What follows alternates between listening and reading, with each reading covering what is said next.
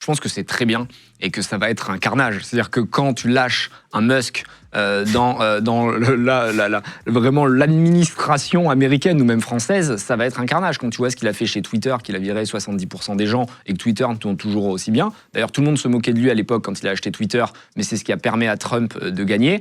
On est dans un monde de requins. Hein. La politique, c'est encore pire que l'entrepreneuriat, que le business. La politique, c'est ce qui se fait de pire en termes de requins.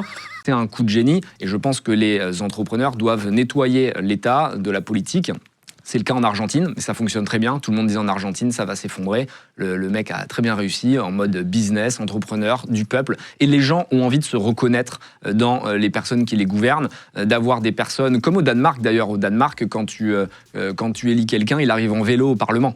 Et t'envoies un signal au reste du peuple qui est « nous sommes à votre service, on est payé avec vos impôts, on est là pour vous servir plus que pour vous diriger ». Quand tu vois que l'Assemblée nationale, ça coûte 600 millions par an, idem pour le Sénat, que l'administration française, c'est 90 milliards par an. Ça coûte tellement ils sont chargés. Enfin, tu vois, tu as des chiffres qui font peur. Rien que les ministres et leur cabinet, 1 milliard par an. Et donc, en fait, comme c'est des chiffres déconnants, plus personne ne fait attention parce que tu parles de 90 milliards. Ça n'a plus de sens. Ben oui, alors que quand tu es dans ta boîte, le moindre euro, il compte.